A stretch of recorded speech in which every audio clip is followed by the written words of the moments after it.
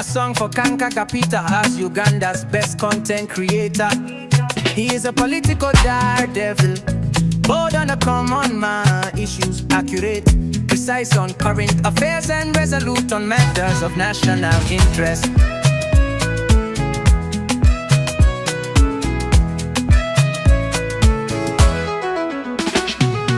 Oyoge ero gunde omuterega Edward Ronald Frederick Kimera Mwenda Mutebi owokubiri Ssaabasajja Kabaka w'Obwakabaka bwa Buganda wano ku Media Choice ow'ekitiibwa tukuyoza okuweza emyaka 7 Katonda gy'akuwadde ku nsi wangaala Ivan. Bold on the common man, issues accurate, precise on current affairs, on resolute on matters of national interest. Erinnya yenze Emmanuel Kanka Kapita nebaza mwenna abatuwagidde ebbanga mwe mutufudde kye tuli nyaniriza n'abapya abakatwegattako tukoledde wano okumala emyaka 5 nga na leero mbaweereza nsinzira no musaza lya Ssaabasajja Kabaka eri Dubai mu United Arab Emirates wensinzira kati ku buwaŋŋanguse okubakolera omulimu gwenzize mbakolera okumala emyaka 5. Song for Kanka Kapita as Uganda's best content creator. He is a political daredevil, bold on a common man issue. Joli abalamu ennaku 2 emabega nabakoledde programu ky'okufa kw'omukyala eyali mukyala w'omugenzi ayogerwako nti yafa Joseph Kibwetere oyo yakuma ku bantu abasukka mu 2000 omuliro olusanvu yalukuma lunaku lumu naye 2000 bwe baabalibwa nga yali yakola ekyokubatta ngebbanga bano baali basabye ba mu kanisa. Nafunye ebibuuzo n'amasimu mangi era nga mu programu eyo nali mbasuubiza nti mbaleetera ekitundu ekyokubiri kye kino. Muyinza okwebuuza abamu era baali tebannaba kutegeera nnyo nsonga za ggwanga mu mwaka gwa 2099 bambuuziza ebibuuzo nti totera nnyo okuleeta kintu ku mukutu guno nga si kyamaanyi. Kibwetere yaani? Ebyo nno ndi wakubiddamu naye nabasuubiza akatambi. Akatambi kembalaga oba kembaleetedde bye byabadde mu kuziika omugenzi Tereza, erinnya lye nga ye Tereza Kulini Bakanya eyafudde nga asukka emyaka 9 yabadde awezezza 9 n'omusobyo eyafiiridde mu maka ga mutabani we era mutabani we ayitibwa Kenny Tukashaba saidi zeeyo ekasangati ono nti yafa lwakuna mbu naye ndowooza yafa lwakusatu bo bagamba teka kuba yafa lwakusatu kale katutwale ekyo the baseline yafa ne bamuddusizawo mu kanisa y'Abakatuliki ne bamusabira ne bamuwa kampuni ya A+ n'emutwala entuŋŋama okumuziika era nayo n'emutwala mu kanisa n'emusabira nga ne mu katambi k'embalaga abafaaza Parish Priest Reverend Father Oscar ahimbisibwe yasabidde omugenzi w'omusajja yasabidde omugenzi mukyala w'omusajja ayogerwako nti naye mugenzi eyatta mu cult bannayuganda abaawera 2000 abamu kitebezebwa yabawanga butwa abalala yabakubanga bukumbi nga bayingidde mu ofiisi ye ne bamuwakanya n'abatuuza ku kinnya ne bagwayo wansi ne wabayo abakuba n'aziika abantu gavumenti yaziikula mpaka lwe yakoowa yabalako 2000 omusajja ne kigambibwa nti yabulawo abalala ne bagamba mulamu naye mukyala we yasabiddwa bulungi nnyo naawebwa n'omukisa Ekereziya Katolika si y'ensonga wabula kansoke nzijewo obubaka buno ndyoke mbawo ekitundu kino ekyokubiri. Abantu mwenna abeetaaga enzijanjaba ey'ekinnansi bino si bya bulogo si bya kweraguza mukozesa omukyala ayitibwa Senga Mukooki ayina enzijanjaba eddagala herbal medicine eriwonya ensimbu oba oyina omwana omulwadde w'ensimbu oba omuntu omukulu nga zaagwa ebigo era nga bimuyisa bubi naye nga tebimusuulangako mu muliro mumukubire ku 750 750 2 600. Senga Mukooki ajja kuyambako ku nsonga ez'amaka ate akukolako ne bw'oba togenze temulimu procedure zaabyo okoola ebyo simanya biki bana abakyala bakugu nnyo ayina omwana omulwadde endwadde z'obwana ezo entonotono abakyala bali ku Bulaaya kuno kitebe kyaffe kati kiri wano Dubai bane nange mumpe ku mirimo musajja mulanzi kola business neyimirira naye senga mukocha ajja kuyamba ne woba okola ku byakutambula nze nayambibwa okudduka nga abanjiga bagala kunzita kati ndi wanira nkakkalabya kama Katonda ajja kunteramu omukisa senga mukochi mumukubire ku 750 2 kati kansooke mbalaga akatambi ku byabadde mu kuziika mujja kunsonyiwa naye nnyina okukola ki okubibalaga ebyabaddeyo okay akatambi ako kemulaba kakwatibwa lunaku lwa Saturday olunaku lwa Saturday ku kyalo ekiyitibwa Kabumba Nyabihoko sub county Kajara county mu district y'Entungamo omukyala ayitibwa Tereza Kulinibakanya oba Tereza Kibwetere yassa omuko ogw'enkomerero wiiki ewedde nti ku Lwokuna n'afa era n'atwalibwa ku paalishi y'Abakatoliki n'asabirwa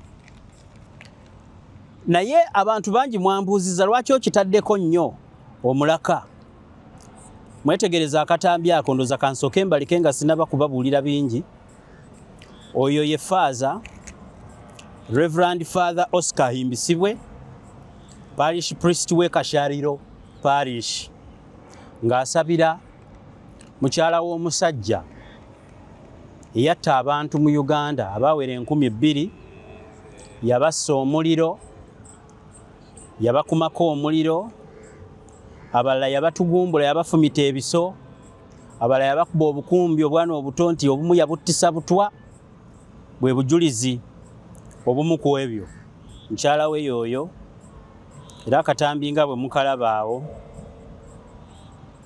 bamuleetedde ebimuli okumusiibula emirembe abo be bakyala abambadde zigomasi abazze okuyimba mu kanisa yekesa amatiribona eyo gye mulaba na mukyala wa Kibwetere aziikibwa mu kitiibwa agenda mpola n'omulambo tegwapapye tewabadde kupapa entaana njoyoote keesi ya buwanana bafaaza we bali bulungi uyakkirira mpola mpola Abakatoliki bwe bakooloobya n'amako galaba ga kitiibwa epulasi ndowooza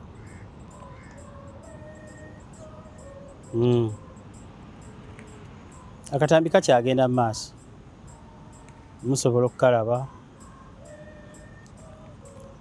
era n'abakaaba mubalaba webali bwe namaze okukola olutambi nafunye feedback oli oba ayomba oba akola ki mu mawulire tukiyita feedback oli akuddiza obubaka obanga wakoze ensobi mu video n'ogitereza bwe manga temwabadde mu nsobi n'ogyongerayo omuku babadde abakungubaza abakulu yabadde commissioner w'electoral commission ono nga y'omu ndowooza kuba famire ya Kibwetere eyatta abantu akola mu electoral commission eyo bamuyita Stephen Tashobya y'omu kubakungubaza abakulu Stephen Tashobya omukyalo ono abadde awezezza emyaka egiwera 9 ate era alina abaana omu ku bampeereza obubaka bwe ngenda okuddiramu ddala mu puroguramu eno yaŋŋambye kankaka weegendereze abo b'oyogerako famire engagga bagagga nnyo bajja kukola ekibi by'oyogera omu ye comment gyampadde kwegamba nga nkakasibwa nti eno famire teyogerwako ngagga nzibu bw'ogikola ekintu ate ntemu nnyo ejja kutta ebyo byabadde mu comments ng'omulimi bwe yeetema enkumbi ng'era omusirikale yeekuba ssasi n'omukubi w'ebikonde nga Titus Tugume kickboxer bwava tewali amutuma agenda kuzanya bikonde naye asobola okudda n'ebiwundu mu mawulire tulina kye bayita professional hazards ekyokutiisibwa n'okukangibwa buli lw'obaako ekintu kyoyagala okuleeta mu society kintu kya bulijjo naye eyo si y'ensonga. That's not what I'm discussing right now. The gist ekinyusi kya discussion yange olunaku olwaleero ekisooka kansooke nziremu abantu abeebuuza Kibwetere yaani. Kibwetere ayitibwa Yosefu Kibwetere yali musajja. Omusajja ono yaliko omukungu mu gavumenti ya Kijambiya Idi Amin. Kigambibwa nti yali akolamu emirimu mingi oba ye omukisa yagujjawa tiyakola emirimu egyawera 5 mu gwo ogumu ntu yabeerako kamishona w'ebyettaka. Kibwetere yali musajja mu Katuliki ng'era abantu abali mu Western Uganda bwe bali. Basajja baagala nnyo eddiini n'abakazi era basabi. Yali mu Katuliki nti ng'ayagala nnyo eddiini. Era ku bimpimpi Kibwetere y'omu ku basajja abaasooka okgendako e Roma okukyalako e Vatikaani eyo ku kitebe ky'Obukatuliki ekikulu eyo wasibukira ddala oba ewabeerera ddala obukulembeze obw'oku ntikko era nga yeweebaka n'omulangira w'ekkanisa paapa w'ekereziya. Mu biseera ebyo myaka gyadda Kibwetere y'omu ku bannayuganda abaasooka okukyalayo. Bwe yakomawo wano yali alina amafuta mangi n'enneema eyali emuyiikako era yayagala nnyo abantu bangi. Ekyokubiri Kibwetere yali musajja mugagga era ne famire ye mpaka nakati abantu abo bagagga ng'omwana mulenzi ono eyajjanjabye maama we ayitibwa Kenneth Tukashaba. Kenneth Tukashaba ono musajja alina bondi y'emmotoka mu Uganda eyitibwa Kenny Motors. Sako ne muganda omuwala atunda spare. Kwegamba buli kye bakwatako basi bantu bagagga. Kibwetere yalina enjiri eyitibwa Restoration of the 10 Commandments. Nti ye yali akkiriza nti Bayibuli ekyogera lwatu nti ensi egenda kuggwaawo nga 3 Desemba 1999 era yatandika okulita abantu nti mujje ekanungu eyo yakolayo ekkanisa. Ekkanisa eno nti bwe yava e Roma mu nneema gye yalina ennyingi yayagala okuzimba ekkanisa naye n'ayitiriza amateeka yali alagira nnyo. Abafaaza ne bamwesamba naye abantu abamu baamwagala kubanga yatandikawo ekisinde eky'okuzzaawo amateeka 10 Restoration of the 10 Commandments ng'abamu ku be yakolanga nabo nga Kasapulaali Bakuledonia abamu baali badduka mu Bukatuliki baali bamuwulira. Kakati Kibwetere yalina ebifo bingi mpulira ne mu Makindi omwo ne Kampala eno yalinayo ebitebe ng'olina okugenda okumulaba akusabire ate yali agenze wa paapa. Yali musajja mwogezi ate ng'alinamu ne kasente abantu baamwagala era nti yalina ekkeesi y'ebitabo bye yajja butereevu okuva e Vatikaani yali abiterese bulungi gamba yalina ebintu nto. Ekimu ku byo kyogerwa nti ne bwe yali ava e Vatikaani ng'ajja mu Uganda yagulayo empeta zaali za zaabu ng'era azambala. Ebimu ku byogerwa nti bye bimu ebyasangibwa oluvannyuma okuteebereza nti naye yali yettidde mu bantu be yatta. Sijja kubalwisa abatamanyi story eno mujja kuginoonya. Abaŋŋambye nti Kibwetere yaani temumumanyi. Terwali olwo omwaka gwa 1999 Desemba nga 3 tuyingira 2000 ensi yonna yali etidde ng'abantu bagamba ensi egenda kugwawo kiyite Doomsday. Wagenda kubaawo ekigwawo Big Bang ensi eggwewo mulundi gumu. Kibwetere yali amaze okunyagulula abantu bangi nnyo ng'ababbyeko amataka bonna bali awo. Ekkanisa ye yagikondaktinganga nga ye mugezi ne banne bwe baayokya abantu bali bafaaza yabagamba nti bannaayo enkomerero ng'esembera temuddamu okwonoona. Tebaayogeranga baabanga basirise baabeeranga mu kusaba na kwegayirira nga ye kennyini yakulembeddemu okubateekerateekera ekifo mu ggulu.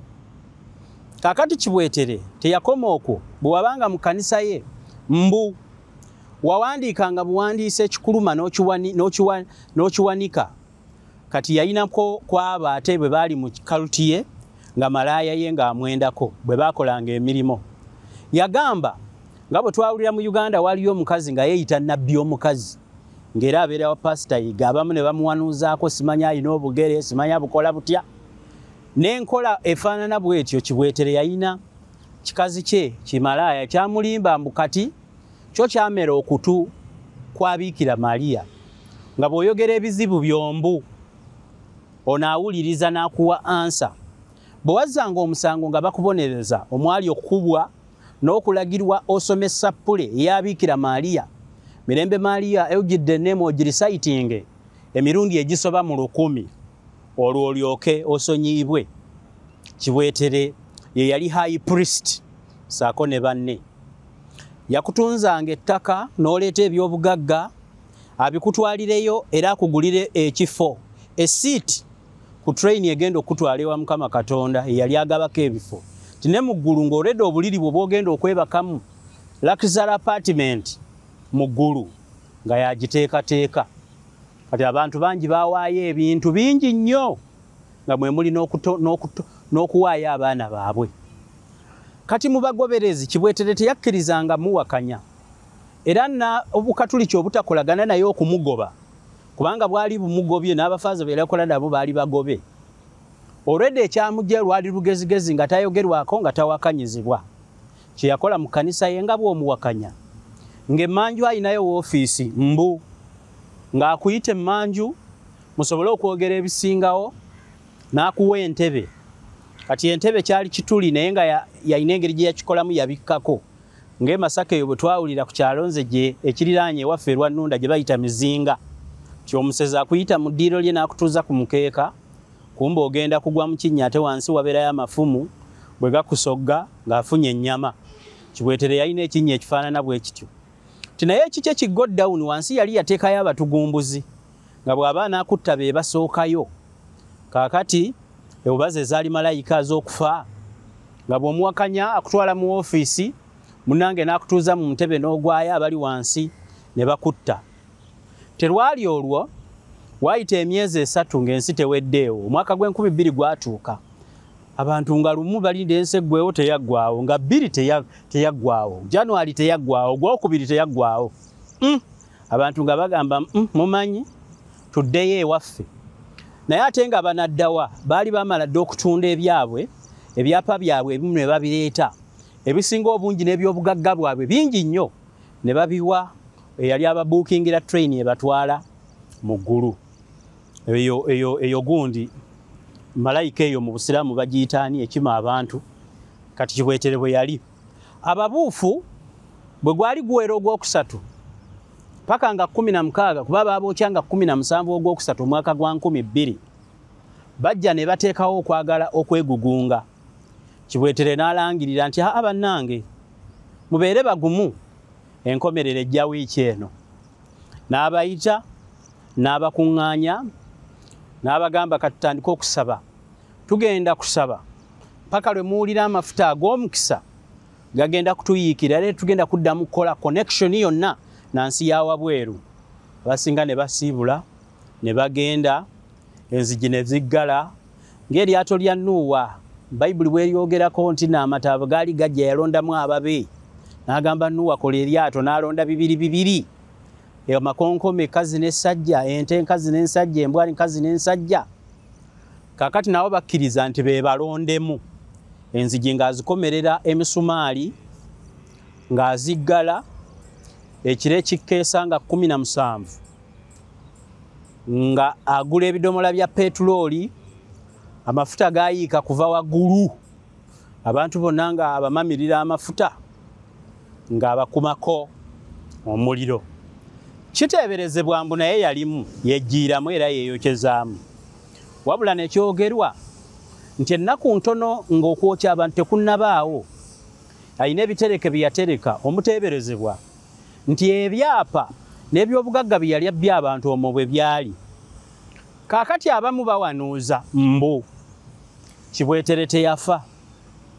Abalala beekakafu nti Kibwetere teyali Kibwetere. Kibwetere yali omukungu omu mu gavumenti eyagala okunyigiriza, yayagala okutta abantu kubanga abantu abattibwa baali tebava Kannungu yokka. Yalina ebiyumba e Kampala ng'era bwakutwalako ebyobugagga bwakutwala eri.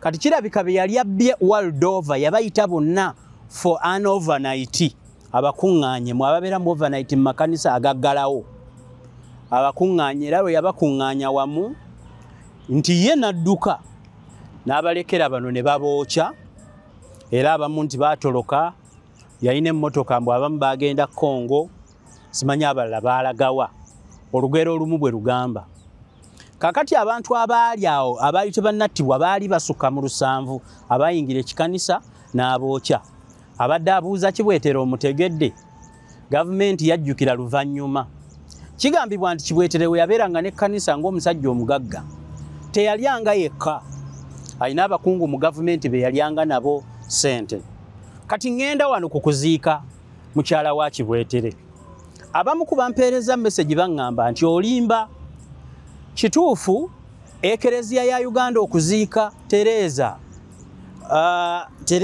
erinnya eddala banaye munsaasire njira n'endikeberako wano kubanga zibu kulini bakanya Kibwetere Tereza kulini bakanya Kibwetere oba kitegeeza ki ekigambo ekyo mu Lunyankole banaawera ddi bawiwera ddi kulini bakanya Tereza abampakanya abampeereza message baŋŋa nti olimba omukyalo oyo saako n'abaana be kuliko Lugambwa Juvenairo ahimbisibwe Maria Charles Martin Lwanga Kenneth Tukashaba abalamu mbu Kenneth yekaye yabaddewo mu kuziika nnyina yazaala mu Kibwetere abaana abaawera 8 naye saawa eno abadde ayinako abaana 4 abadde bampakanya baŋŋamba tinedda omukyalo ono yawakanya ebintu bya bbaawe n'akwata abaana be era ye ne bamwegaana yensonga lwaki tabalibwa ku bibi bya bbaawe naye kansooke enzire ku bibi bya bbaawe mubinnyikire okulamula kunaaba kwammwe tekubeere kwange nze nnyina endowooza yange naye wano tukubaganya birowoozo nawe olina okubeera neeyiyo Kibwetere embu teyafa theorem bwegamba olw'okuba yali alina abantu bakola nabo ebintu bino mu gavumenti either nga bo be baamuteekerateekera okubula wabula kigambibwa nti yalabibwako ng'abantu abo tebannattibwa ng'alina package gya derivalinga eri mukyalawo ono eyaziikiddwa olwa Saturday kiteeberezebwa okubanga ebimu ku by'obugagga by'abantu bye yababbako yabirekera mukyalo ono omukyalo ono abadde mukyala mugagga paka waafiiridde n'abaana be famire engagga balina ebizimbe pulira n'olugambo nti balina n'ennyumba e Cameroon eyo era nawulira olugambo nti Kibwetere oyo gwe mulaba yasooka n'addukirako e Rwanda mpaka Kenya kyenaddukira n'agenda e Karachi e Pakistan eyo yalinayo muki bawo omwana we kyomwana we yali yafumbirwa mu Pakistan kati bwe yamala okukola ebikolo bino n'adduka nti naye yalwalirayo n'akomawo ne bamulemesa okudda wano be yali alina nabo ssente mu gavumenti ne bamulemesa nti n'addukira e Burundi eyo theory eryemu so no babuulira soosi yaayo waweeri lwaki njirina bwe ntyo abalala bagamba nti oba yabulira wa eyo sijja kugendayo so samare neebeera nti Kibwetere yalimba wabula ensonda enneekusifu mu famire zigamba ti omutemu ono kali butemu eyatta abantu ezimu zigamba mbu yafa kubanga Kibwetere abaana b'engeri gye baali bamwegaana abamu baali bamwekweka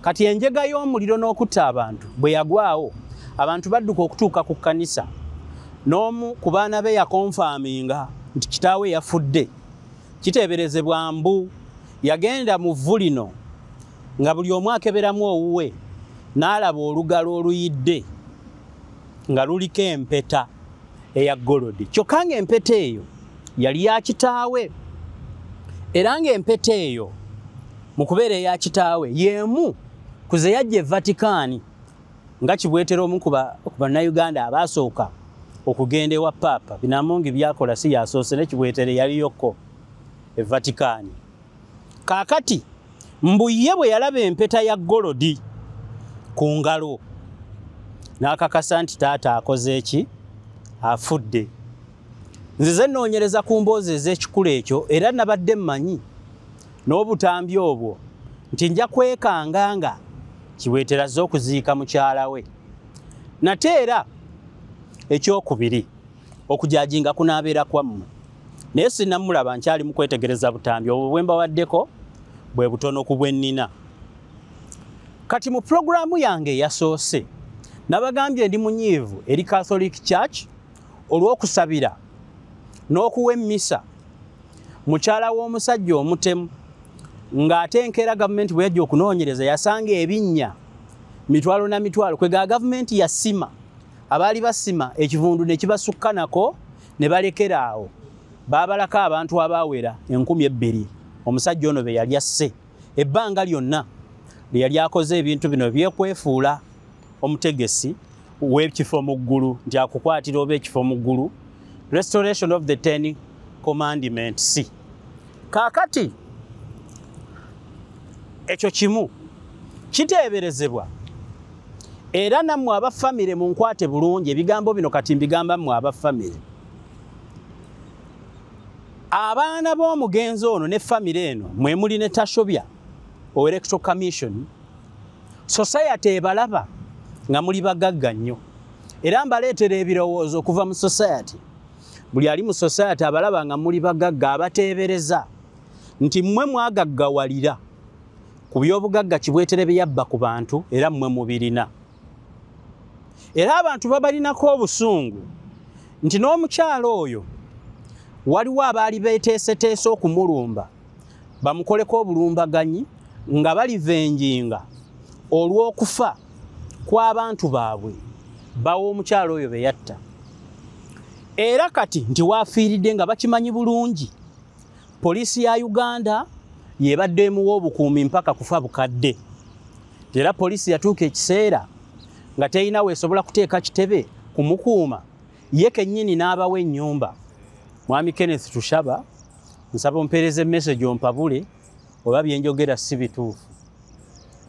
Kaakati poliisi namba omukyalo omugagga Bitya ow'entuŋŋamu omugagga omuvundu n'abaana be nga bagagga era n'afa nga mugagga n'aziikibwa mu ngeri ey'ekigagga.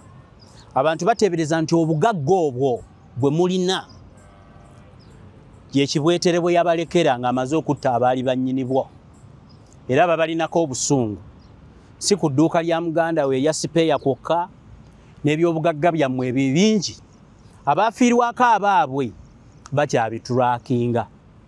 Era nti mu lukwa olwo baali baagala kumisa nnyammwe musu mmwe ne muteekawo poliisi ya Uganda ebbanga lyonna wansi wa gavumenti ya Museveni okukuuma Tereza Kiweetere.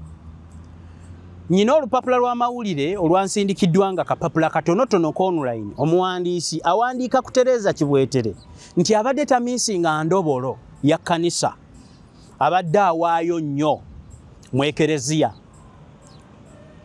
Ekyo kunze n'alirowooza kyaliba ekikolwa kya buli Mukatuliki okuwaayo mukyala Kiweetere si yasoose.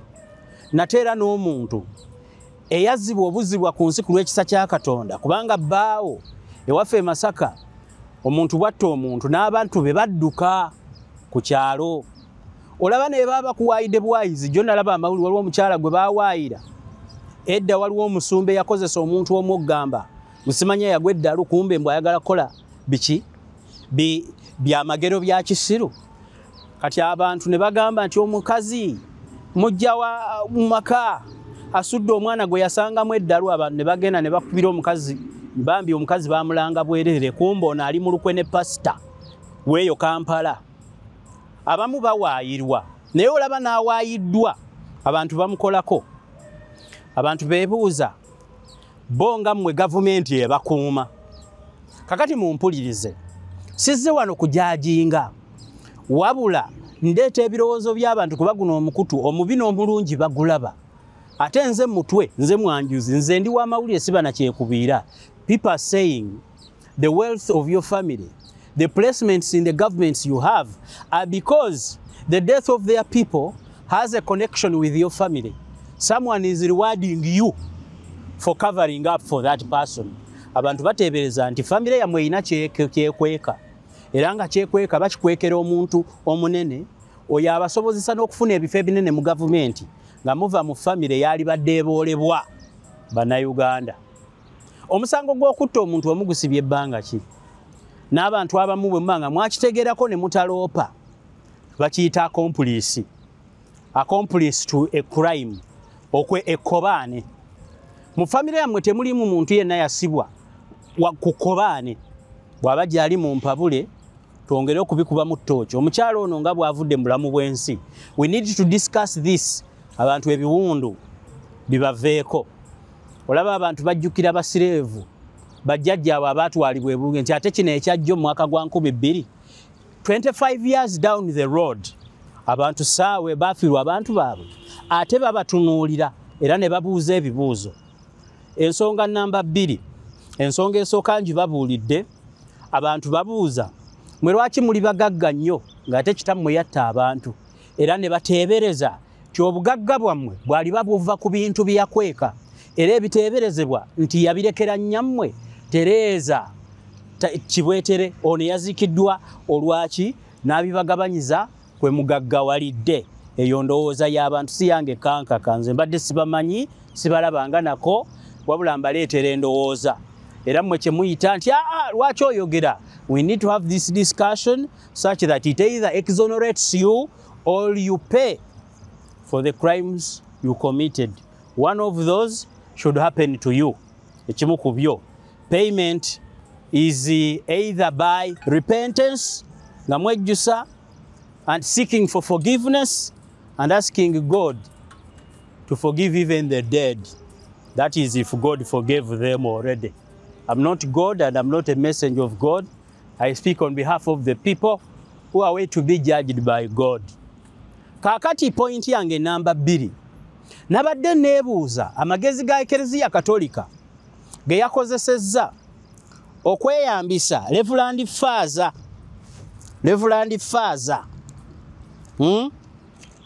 Erinnya ndyerabidde kandi jjo wano kapapula.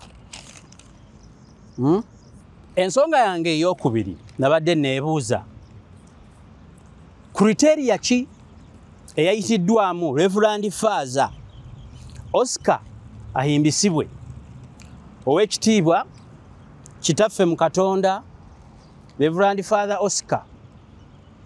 Otandika otya okusabira mukyala w'omuntu eyatuttira abantu kye nabadde neebuuza mu programu eri. Era nabadde munyiivu nga neebuuza obukatuliki lwaki bukolera alina. Kubanga obukatuliki buyina engeri gye butwawulamu n'otusosola abaavu. Bw'ogenda Rubaga mu kkanisa waliwo layini y'entebe gy'otatuulako ate bannaffe Abayisiraamu kye baatusinga. Ne bw'obeera omuzikiti gwe wa contributing era nga gwe waguzimba nga gulina ku ttaka lya jjajjaawo. Bw'ogenda mu jjumo ne bw'osanga gujjudde funa w'oteeka omusaalo awo w'otegeerera Katonda. Naye mu Bukatuliki obwaffe buyina kiraasi. Abagagga ebyabwe byanguwa bwe mutakikendeezaako kijja tutamya eddiini.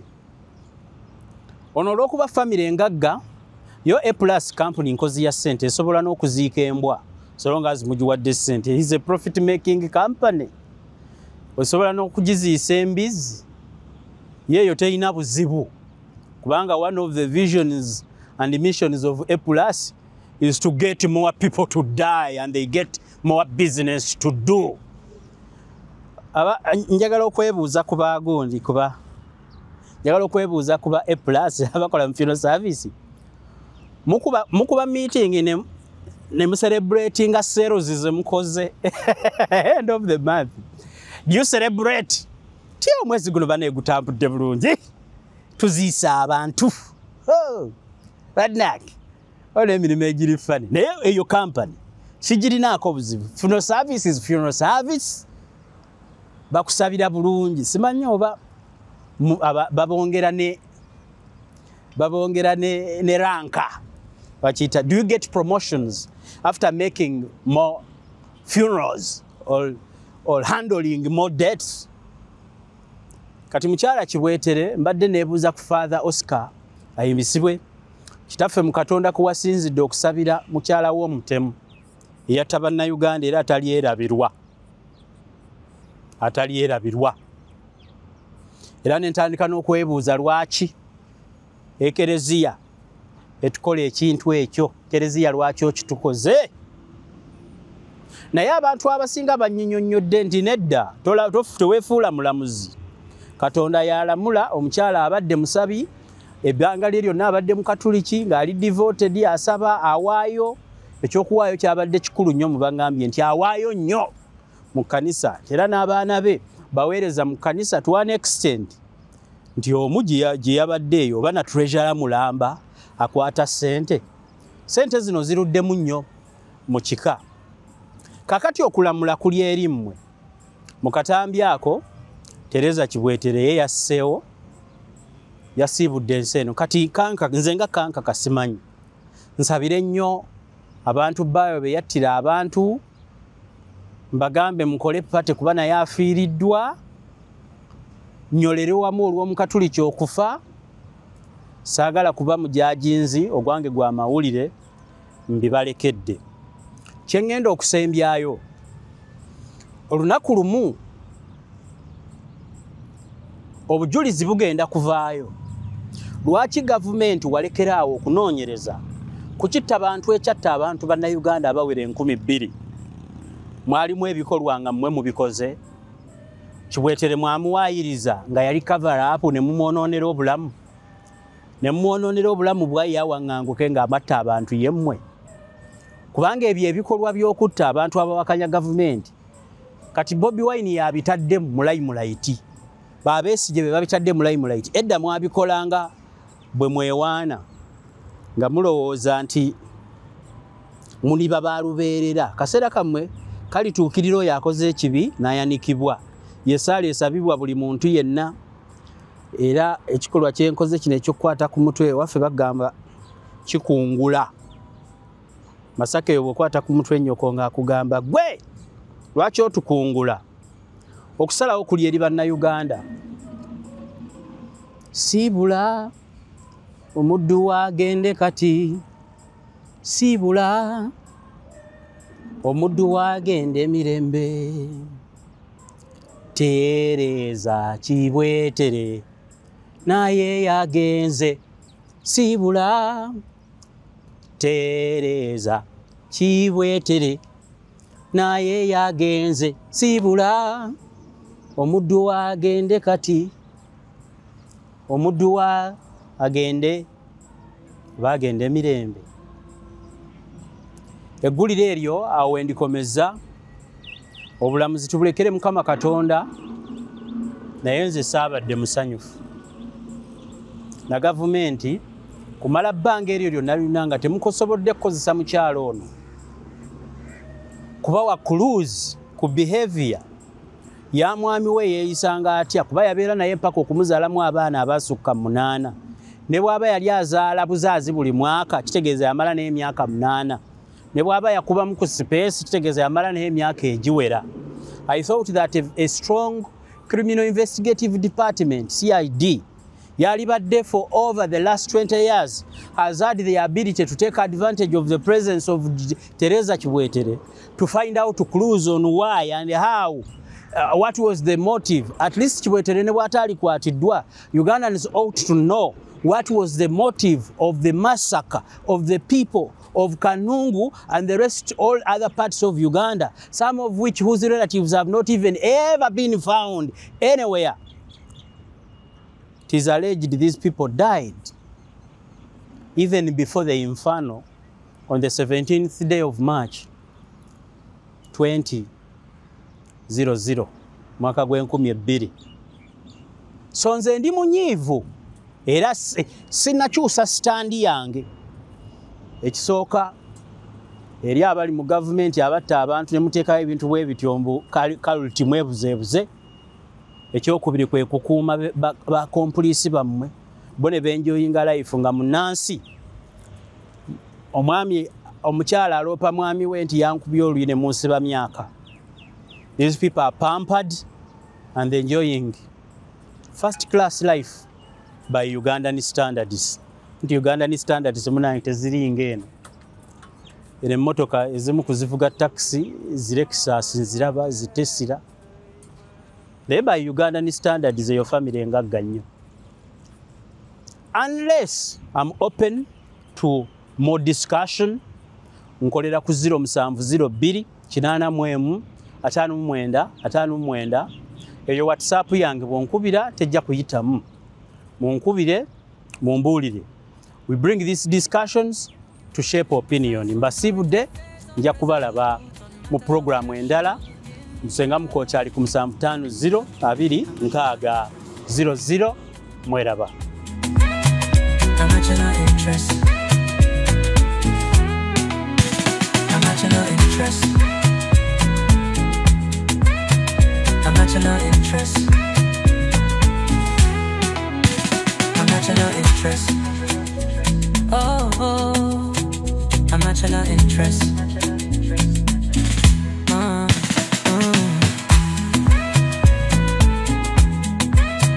National interest. National interest. I wanna know, no. National interest. National interest. Oh, national interest. Ooh, national interest. National interest.